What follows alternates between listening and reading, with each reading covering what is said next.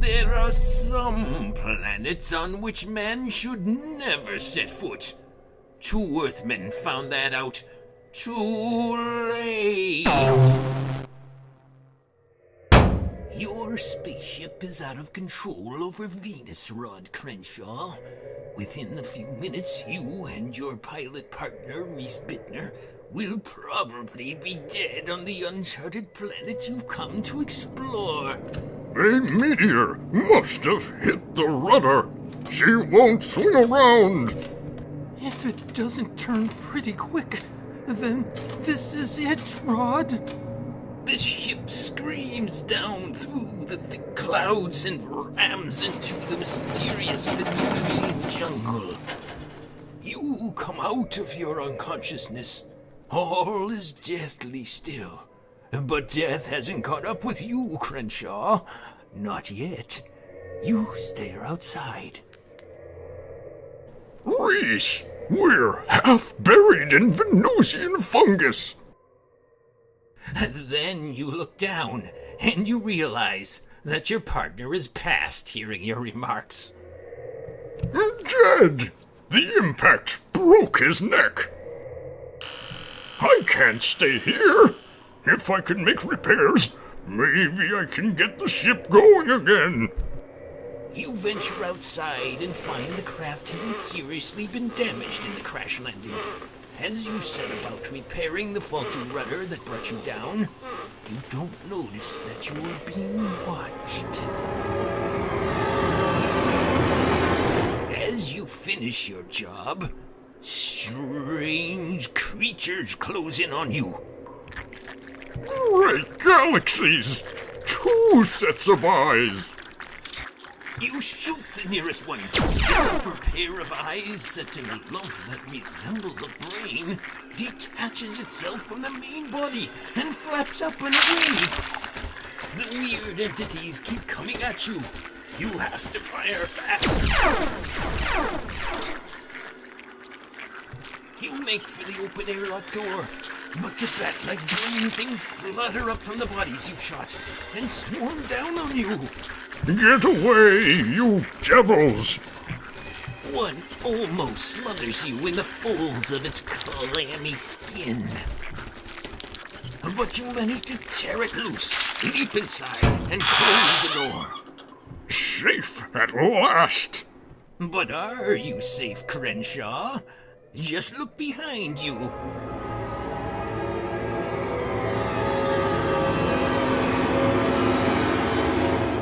Yes, it's Bittner, your dead partner, revived like a zombie by the great mental power of the brain bat that has slipped in to take over his brain and body. No!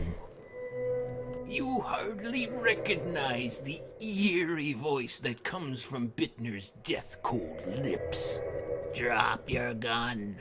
Stand back from the door while I open it. But Reese, more of those things will get in. Of course. You are speaking to one of them. Not to Reese. I now have greater mental and physical faculties by reviving and taking over his mind and body. We will return to your planet with a cargo of our kind.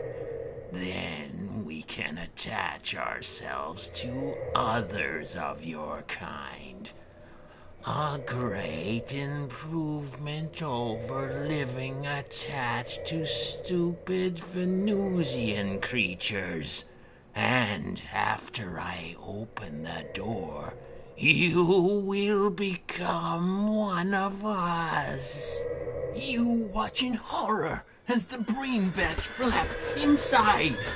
In the confusion, you dive for the gun you dropped on the floor, then race to the ship's stern.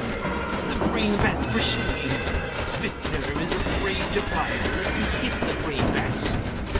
You beat them off, leap inside a food storage compartment, and slam the door on them. That was a stupid move, Crenshaw. You'll die in there. Then I'll tear this door down, and one of us will take over your body. It would be better for you to come out now and join us. You'll have to wait. I'll not willingly become a walking dead man. Soon you hear and feel the roar of rockets. You brace yourself for the takeoff shock. We're blasting free! Bittner's at the controls now. This could be my chance to open the door a crack and start mowing down those devils. It won't budge.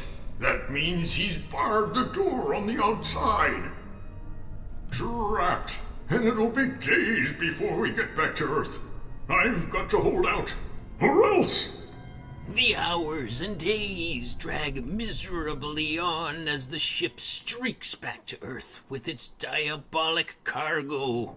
Meanwhile, there's plenty to eat in the food tins, but no water. I can't hold on much longer without water. It hasn't occurred to you until that moment that one of those conduits rigged along the wall carries water. Feverishly, you blast at it with your gun. Finally, it springs a leak, and you gulp the tiny stream of precious liquid. Mentally and physically refreshed, you suddenly realize that there is a way to thwart the brain bats. Why didn't I think of it before? It should be simple. You are so weakened from your season without water that you fall asleep. When you wake up, you see through the little porthole that the ship is entering Earth's atmospheric shell. I must have been unconscious for hours. I'll have to work fast now. Hurriedly, you train your gun on the other conduit line. This means we'll all die. But perhaps it isn't as simple as you thought. The gun fuel is running low, and the flame bites very slowly into the heavy pipe. You look out to see the Earth's surface is only about 200 miles away. Is there enough time left to cut that conduit and the electric line inside it that runs back to the motor powering the rudders? Little by little, the waning gun flame melts the pipe, then bores into the cable, and... There! It's severed! By now, the ship is already smoothed out for landing. Perhaps it's too late to wreck it. Next instant, you feel a sickening side slip. Then...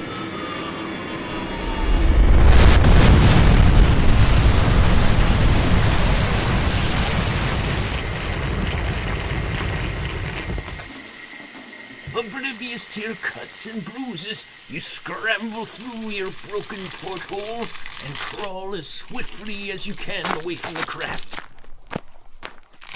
You turn to see flames belching from it. This, you think triumphantly, is the fiery coffin of the brain bats. But, to your horror, you see the ship's door open.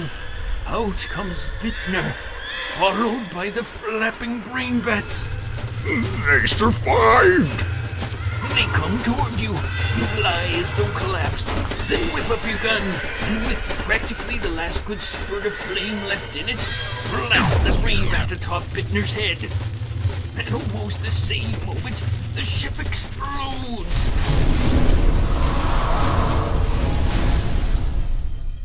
When your senses begin to clear, you somehow find yourself hoping that some of the brain bats escaped the explosion. I shouldn't have tried to destroy them. I must have been out of my mind. Then comes the realization that you, Rod Crenshaw, died in the blast, and that the thoughts now coursing through your revived brain are those of a brain bat that escaped the blast to make you a zombie.